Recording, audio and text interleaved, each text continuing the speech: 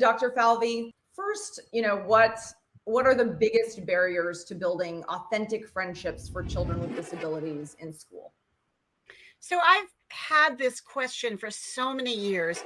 And many, many years ago, I began to look at the literature and the research. And I looked at the research around among friendship of kids who didn't have disabilities. And one of the things that comes up over and over and over again, and it just makes so much sense, is that a prerequisite for friendship development among any children would be close proximity and frequent opportunity. And if we think back on our own lives, we think back on our lives when we were in school, but we also think back on our lives 10 years ago, 5 years ago, yesterday, that close proximity and frequent opportunity is absolutely necessary. Now, once a strong relationship has been established, you can pull away from the closeness and the frequency of that interaction because you've established those friendships. But it's a prerequisite for establishing those friendships, which has given me a lot of passion for why inclusive education is so very important.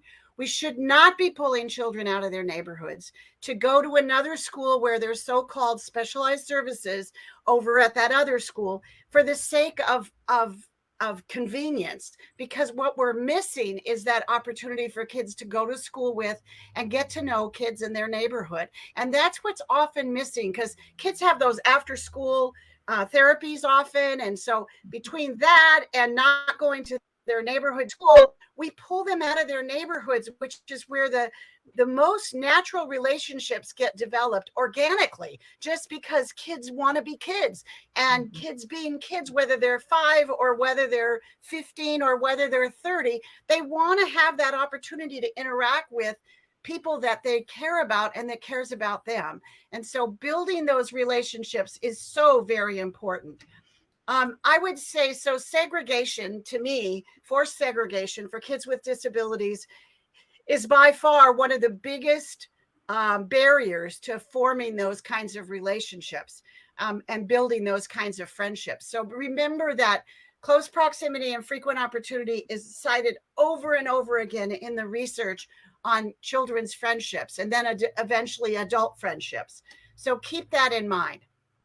I could personally attest to that, as well as, my daughter was put into a special ed program for elementary school. And so, walking outside of our house, all the other kids who knew each other and were, all together at school, was not the case for us. And that was hard. It was obviously, right. You want to be able to walk out and have that shared experience. And when you don't, it just makes things that might be hard, it makes them even harder. I'm going to say that I think what also it does is, just taking your example, is that the other kids that are living in that neighborhood and are seeing that happen, they're wondering what's wrong with her. And there's nothing wrong with her. It's just that she's going to a different school. And we put that, the adults in charge put that on her, and that's not fair to her, because even if she were a typically developing kid, she would still struggle with those issues. And so we really have to recognize the role that adults play, whether it's parents,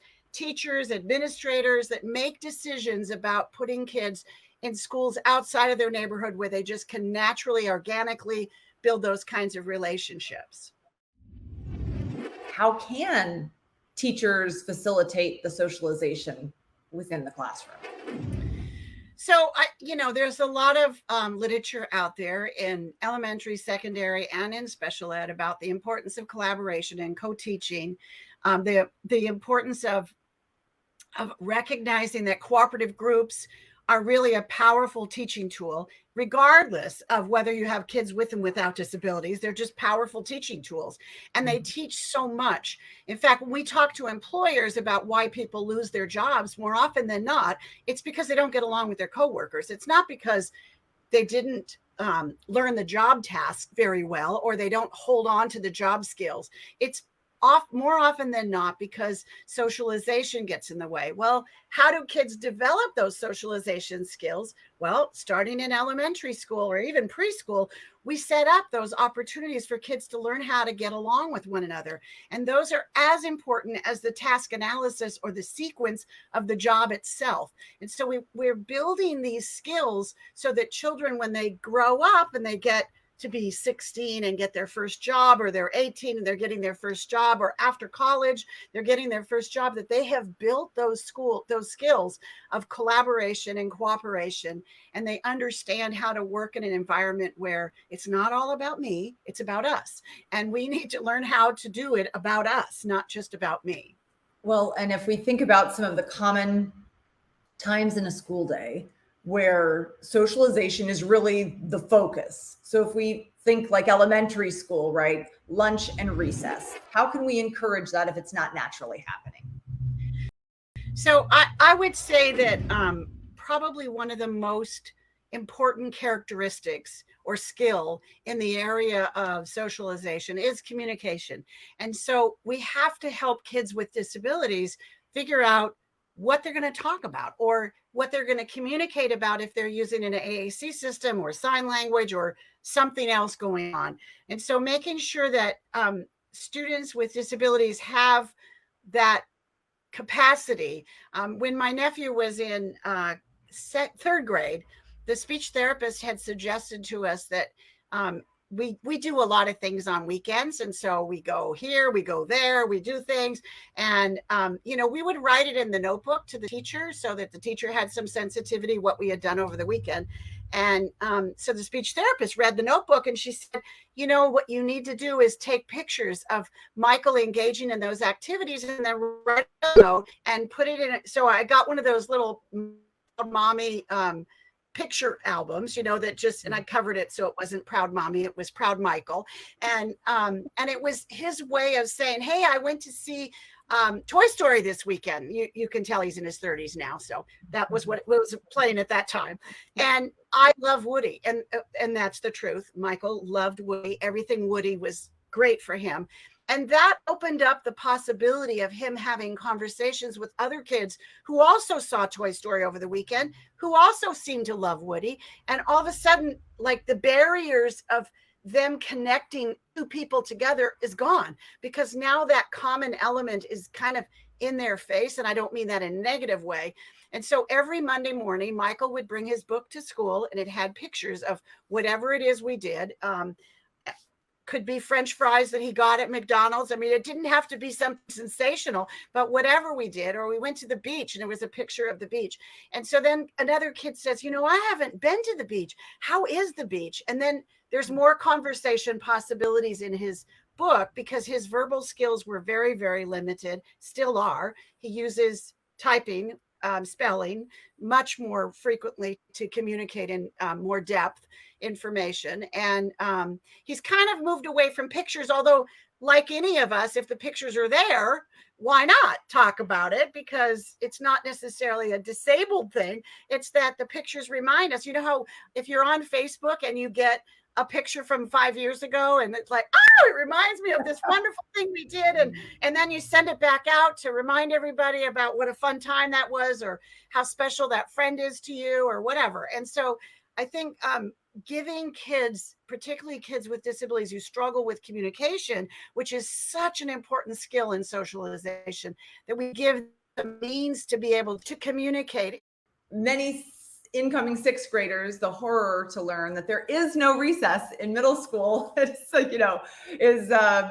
lives on, and there's less group work, right? Sort of even within the classroom, and a lot of socialization happens between classes, at lunch, or after school. So how do we approach that traditional social time differently in middle or high school, where it feels like it's a lot more difficult during the school hours? So one of the things to do is for the teachers to find out, like, let's say I want to have a peer buddy give me to second period.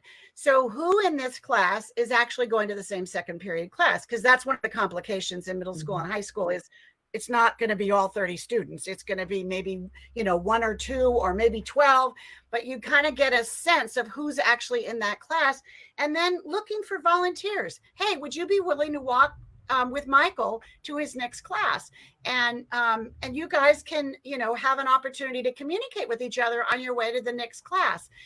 It's important that if there are AAC systems involved, that you have them out of the backpack so that he can communicate, because he's got his AA system in front of him. so that he can communicate with his peer.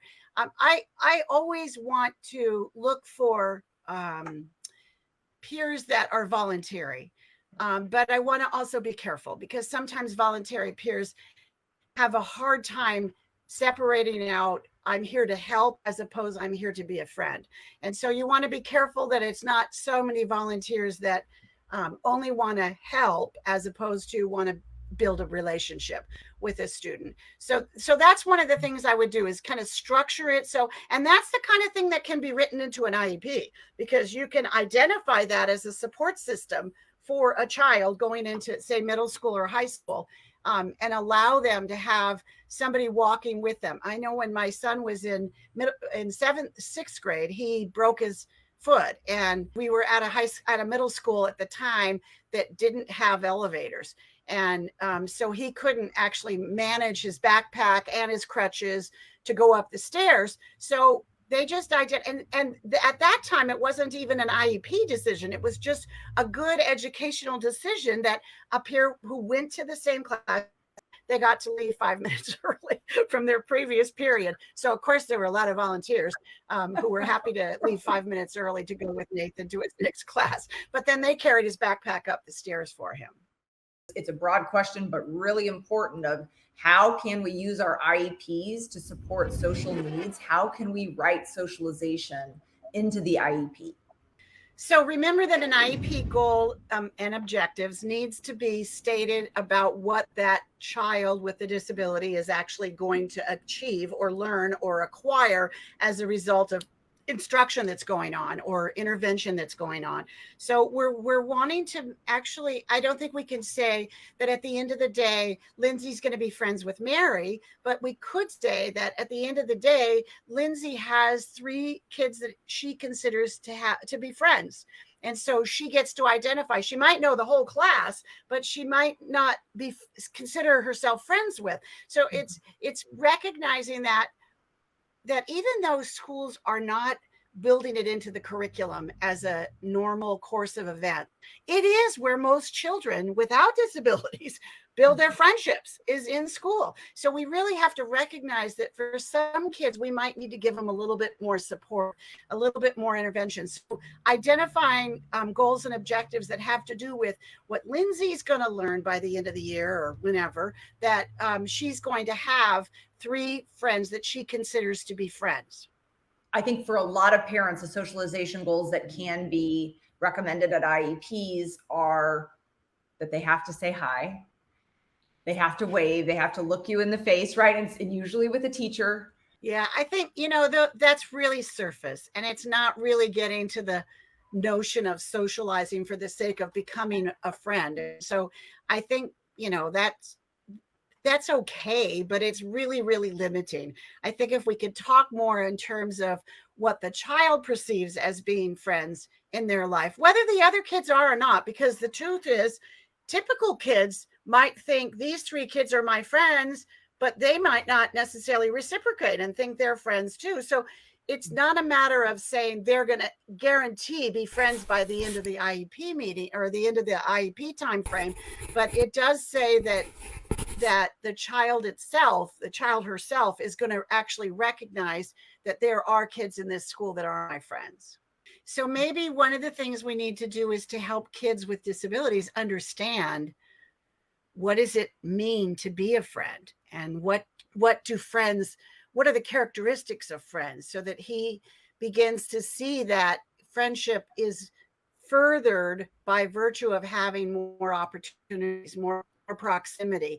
And so by inviting friends over, or inviting friends, maybe not over because maybe that's overwhelming, maybe it's inviting friends to go bowling, or inviting friends to go to the movies together, or go to McDonald's and play on the McDonald's thing, or if you're in high school, to maybe go to a football game or a basketball game or a dance with a group of kids.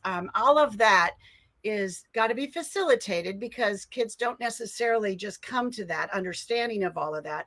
But I think the more we can help kids understand what is friendship and what it isn't, will help them to understand those distinctions. That, I think, is one of the most most difficult things, to have people who are truly nice and enjoy them, but are not calling them and saying, hey, like, let's get together, let's go meet, let's go to the football game. And so then parents feel like they really have to be the facilitators of that. And it can be nerve-wracking. And it can also be off-putting because high school kids do not want to have parents around them. I'm a 12-year-old that does not want me to be around her half the time. Yeah, so it can also be interfering if we're not careful with it. And so this is another place where I think we can tap into also siblings, because if the siblings are reasonably close in age, maybe the sibling goes to the football game and facilitates with a good understanding of what their sibling needs, and supposed to having an adult kind of go in that environment. Or maybe it's a neighbor, or maybe it's a former babysitter, or somebody that the kid actually trusts. I'm wondering if engaging neurotypical kids to interact with neurodivergent kids, it seems a bit staged to me. It seems a bit dangerous. What are your thoughts on this? Yeah, I think in the beginning it is often staged. And so what you have to do is have a long-term plan. The long-term plan is getting rid of the adults so that the adults are not controlling the environment, but the kids are controlling the environment. And I also say, ask the kids, what are ways that we can engage Lindsay more often in our classroom discussions when she uses an AAC device or she's signing, and we're now on to a new topic. What could kids come up with? Way to actually acknowledge their peers who have disabilities and use systems. How do you feel about doing a presentation maybe about the child's disability for their class, either the child or the parents, so they can educate and demystify the disability as well? So let me do a little scenario because I'm Italian and I tell stories. When Michael was in second grade, we noticed that the girls especially were treating him like a little boy. And they were using that kind of voice tone that you would use when you were talking to like a 3-year-old. And so one day he had a doctor's appointment and my sister was going to take him to the doctor. So I asked the teacher if I could come in and do a little conversation with the kids.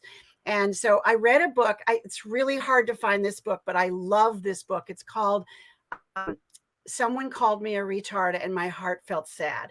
It's a very powerful book that goes through. I love that it also features a child and a dad, and the child has a disability.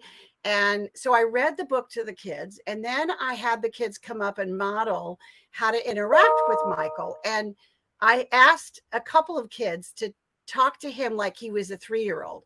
And then I had somebody else pretend they were Michael. And I said, how'd that make you feel? And they said things like, it made me feel like I was a baby. And, when you're in 3rd grade, you don't want to be a baby. So the conversation allowed us to kind of call on the kids that were treating him like a baby without punishing him or without, bringing out the negative of all that. And it made a huge difference. He got back to school about 10:30 and there was a recess now.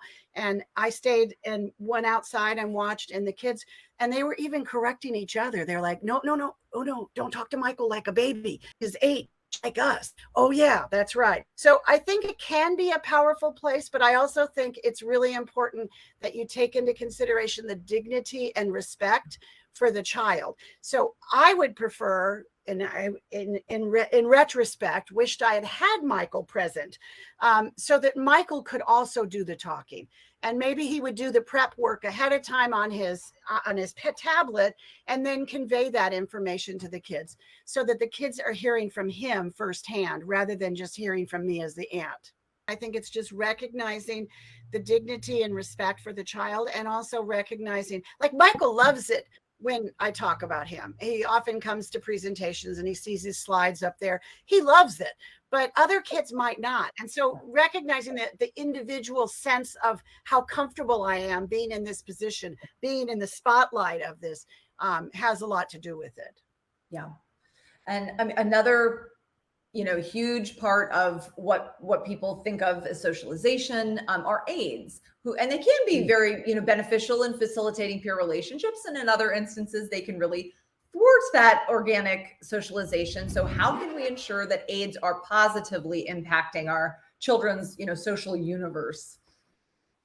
So first of all, we want to get rid of the helicopter and Velcro aids that get in the way of social interactions that happen between kids naturally.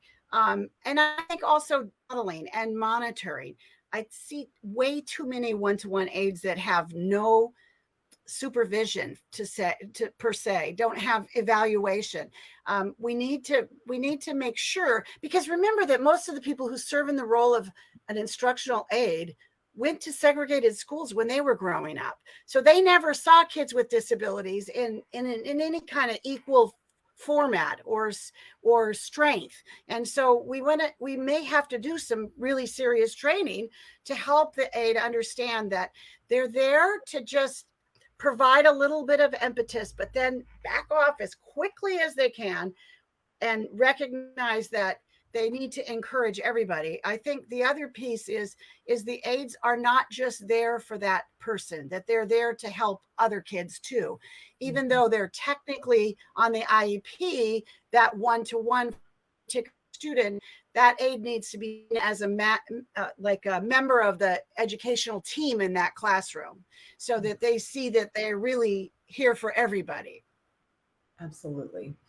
Another question we received in many different forms from parents was what if your child likes shows, movies, or characters that aren't age appropriate? Maybe like a 14-year-old who likes Curious George. So how do you balance that, with the socialization of, let's face it, kids who think they're defining what cool is, at very young ages. How do we handle that? So I think it's really important that we not deny kids their strengths, their interests, their likes. On the other hand, we need to broaden their perspective. So if you're into Power Rangers, for example, which is a big thing my granddaughter's into. So not Power Rangers, she's really into Paw Patrol. So if she were 15, she's only 5 now, but if she were 15 and she was still into Paw Patrol, I would try to get a sense of what is it she likes about Paw Patrol. Is it the game? Is it the music? Is it whatever? And then try to match it with something that's maybe a little more age appropriate.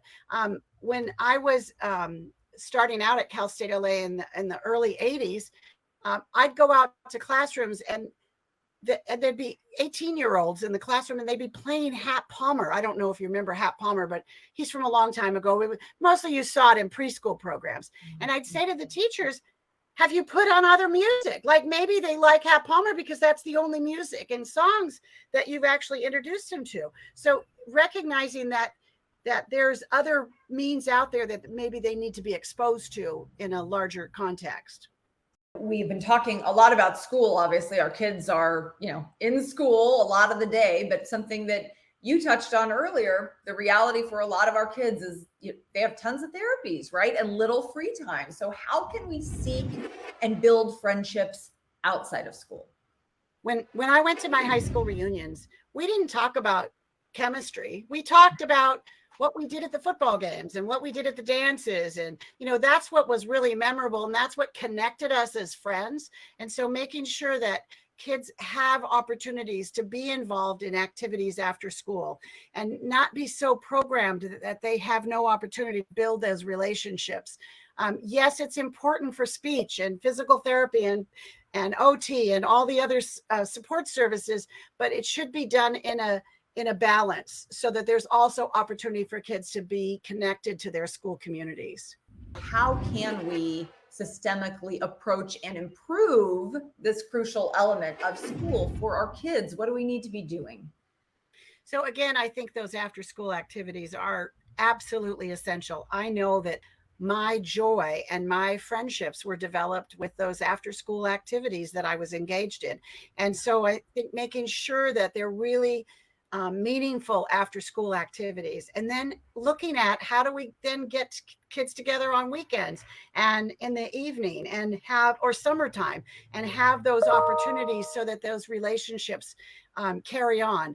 I don't think there's anything so magical around kids without disabilities that allows those friendships to continue on. And I love that we have email and text messaging and so forth. So we need to make sure that we create an atmosphere where kids can actually connect after school or after they've graduated from high school in ways with their friends, because as they connect, whether it's Facebook or email or text messaging, it gives them opportunities to be connected beyond. And that's the only way you sustain those relationships. Absolutely. And I mean, even though we've, of course, been talking about inclusion because we're, our children are a part of the world, we don't want to overlook the importance of relationships with other peers with disabilities. And I mean, and if you could just, reiterate why that's important and how can we find these opportunities outside of therapy clinics? So I think very strongly that kids with disabilities need to have access to friendship development among kids with disabilities. I know that kids make choices and maybe don't want to be friends with somebody who's over here and somebody who's over here, but it's their choice. And that's the really important piece of friendship development. So we don't want to limit opportunities. We want to expand opportunities. But when I say limit, I'm referring to segregated classrooms and schools that only involve kids with disabilities, which means you've not allowed for the possibility of building friendships with other kids. If you go to truly inclusive schools, you now have kids with and without disabilities who are in the array of possibilities of building friendships. And I think those friendships are absolutely powerful and important.